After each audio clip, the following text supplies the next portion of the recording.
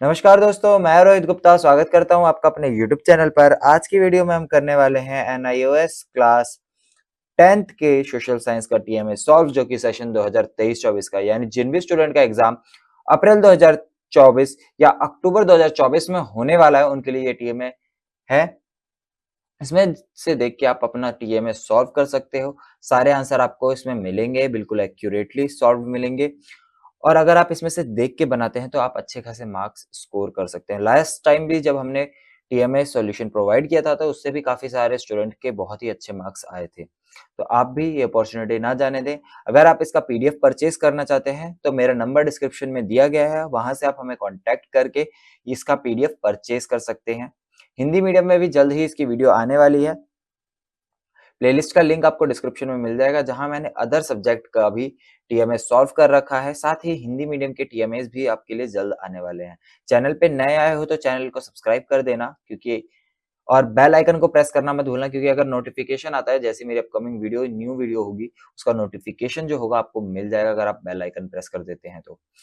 हमारे चैनल के थ्रू आपको सारी एनालिसिस रिलेटेड जितने भी अपडेट्स, सारी रिलेटेड अपडेट्स मिलती रहेंगी। साथ ही साथ नई videos, important questions, practical files, सारी चीजें आपको मिलती रहेंगी। अब बात करते हैं टीएमए कितने मार्क्स का होता है। तो सोशल साइंस का टीएमए जो है वो 20 मार्क्स का होता है।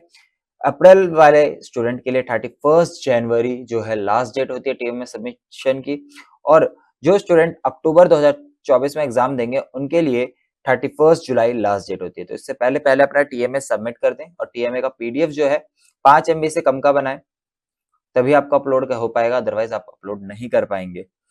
और एक चीज और बता दूं आपको, टीएमए पे 4 चीज मेंशन करनी है: अपना नाम, रोल नंबर, स्टडी सेंटर का नाम और subject name with subject code. ये 4 चीजें आपको मेंशन करनी ही करनी है। स्टार्ट करते हैं बिना टाइम वेस्ट करे, क्वेश्चन नंबर 1 पे चलते हैं। सबसे पहले हमारा क्वेश्चन नंबर 1 दे रखा है, answer any one of the following question in about 40 to 60 words. 40 to 60 words में आपको इसका आंसर देना है।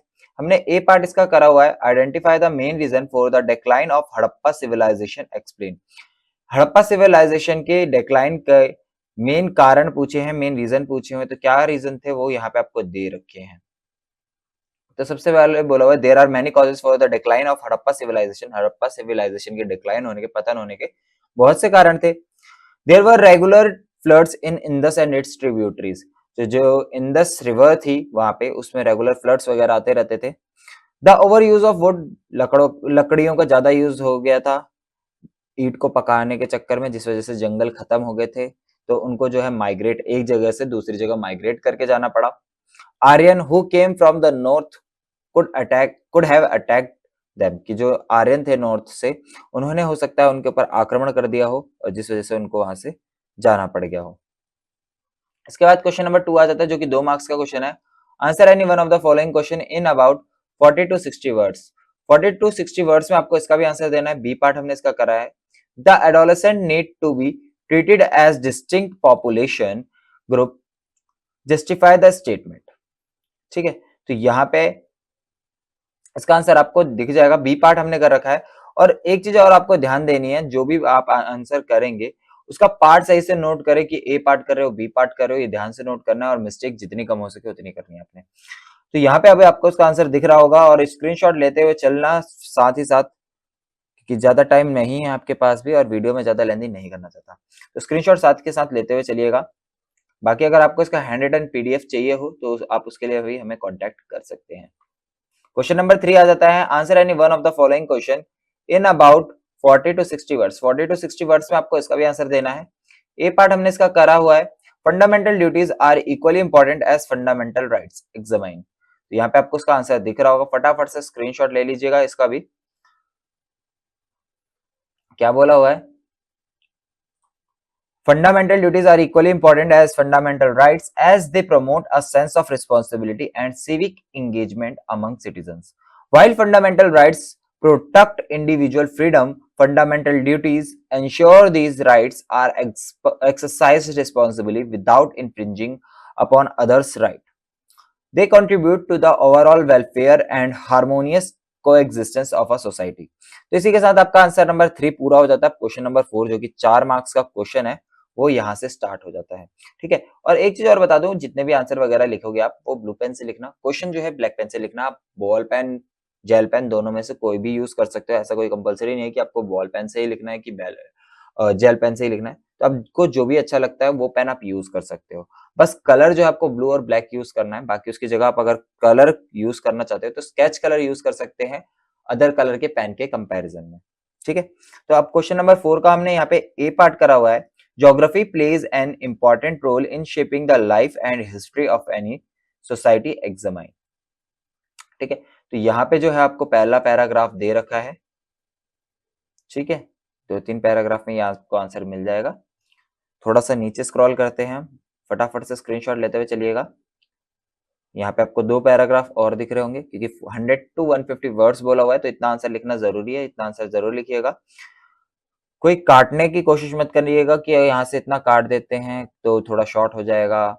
लिखने में आलस मत करिएगा, जितने ये वर्ड्स है उतने में लिख दीजिएगा। हाँ, हो सकता है वर्ड लिमिट थोड़ी सी ज्यादा हो जाए, थोड़ा बहुत वर्ड आगे पीछे चल जाता है, लेकिन थोड़ा कम आंसर मत लिखिएगा। ठीक है, अब यहाँ पे ये 4 गलती से लिखे गया है तो इसको इग्नोर कर दीजिएगा।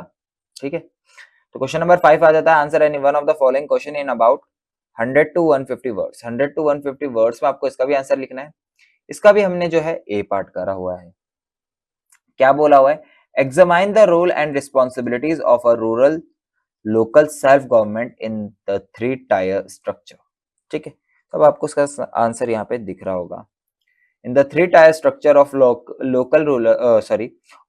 local self-government, as outlined in the provided context, the roles and responsibilities are delineated across ग्राम पंचायत, पंचायत समिति एंड जिला परिषद। ठीक है, आगे क्या बोला हुआ है? सबसे पहले ग्राम पंचायत आ गया है, ग्राम पंचायत के बारे में बता दिया है। तो यहाँ पे ग्राम पंचायत की आप पहले हेडिंग बनाएंगे, उसके बाद लिखेंगे उसके बारे में local justice, local government, unit of local self government. ठीक है, इस तरीके से 3 पॉइंट आपके आ जाते हैं। उसके बाद आ जाता है पंचायत समिति, ब्लॉक लेवल। इसमें भी आपको 3 पॉइंट दे रखेंगे, coordination and planning, implementation, intermediate level. ठीक है, ये तीनों आपको उतार लेने हैं। उसके बाद थर्ड आ जाता है आपका जिला परिषद, डिस्ट्रिक्ट लेवल। पहला पॉइंट जो है वो है ओवरऑल कोऑर्डिनेशन, सेकंड पॉइंट जो है रिसोर्स मैनेजमेंट, और थर्ड पॉइंट जो है इंटरफेस विद हायर अथॉरिटीज। ठीक है, तो यहाँ पे जो है आपको इसके साथ आपका आंसर खत्म होता है। आई होप आपको क्वेश्चन नंबर 5 भी समझ में आ गया होगा किस तरीके से करना है। ठीक, आगे बढ़ते हैं, क्वेश्चन नंबर 6 पे चलते हैं। Prepare any one project out of the following, out of the given below. ठीक है, इसका हमने ए पार्ट करा हुआ है। यहाँ पे आपको इस तरीके से टेबल दी गई थी और इसको फिल करने के लिए बोला गया था। ठीक, तो हम यहाँ पे इसको फिल करने वाले हैं, तो इससे पहले फटाफट से स्क्रीनशॉट ले लीजिएगा क्वेश्चन का भी। आ जाता है यहाँ पे, the survey of 10 house hold R S follows. तो यहाँ पे 4 हाउस होल्ड के सर्वे आपको दे रखा है, तो हाउस होल्ड 1 का सर्वे यहाँ पे आपको दे रखा है। तो जैसे जैसे दे रखा है, जरूरी नहीं है आप हमारे अकॉर्डिंग ही लिखिए जैसा हमने दे रखा है, बस आप इसे आइडिया लेके अपने अकॉर्डिंग भी लिख सकते हैं। ठीक है, सर्वे ऑफ सेकंड हाउस का सर्वे यहाँ दे रखा है। उसके बाद survey of third house hold, तीसरे हाउस का सर्वे आपको यहाँ पे दे रखा है, जिसमें आपके 0 से 14 में मेल मेंबर 1 है और 15 to 59 में 2 मेल मेंबर है। और फीमेल मेंबर की बात करें तो दोनों ही एज ग्रुप में एक एक मेंबर है, बाकी 60 प्लस एज ग्रुप में दोनों में ही कोई भी मेंबर नहीं है। इसके बाद फोर्थ हाउस होल्ड आ जाता है आपका, इसका भी यहाँ पे टेबल दिया गया है। इसके बाद फिफ्थ सर्वे दे रखा है आपको, फिफ्थ हाउस होल्ड का सर्वे दे रखा है जिसमें 7 मेंबर है टोटल। उसके बाद सिक्स्थ हाउस होल्ड का सर्वे दे रखा है जिसमें 3 मेंबर है, एक मेल और 2 फीमेल, दोनों अलग अलग एज ग्रुप के हैं। उसके बाद आ जाता है survey of seventh house hold का सर्वे दे रखा है जहाँ पे 6 मेंबर है, 3 फीमेल, 1 मेल, और 4 फीमेल और 2 मेल। ठीक है, इसके बाद survey of eighth household आ जाता है जिसमें 5 मेंबर है, 3 मेल है, 2 फीमेल है और एज ग्रुप दोनों का सेम है। ठीक है, इसके बाद आ जाता है survey of ninth house hold का सर्वे यहाँ पे दे रखा है आपको जिसमें 11 मेंबर्स है। इसके बाद सर्वे दे रखा है आपको 10th हाउस होल्ड का। ठीक, उसके बाद टोटल हाउस होल्ड जितने भी 10 के 10 हाउस होल्ड का यहाँ पे सर्वे दे दिया गया है। कितने परसेंटेज में है मेल, कितने परसेंटेज में फीमेल है, टोटल नंबर ऑफ मेल्स कितने हैं, टोटल नंबर ऑफ फीमेल कितनी है वो बता दिया गया है। उसके बाद उनको परसेंटेज निकाल दिया गया है।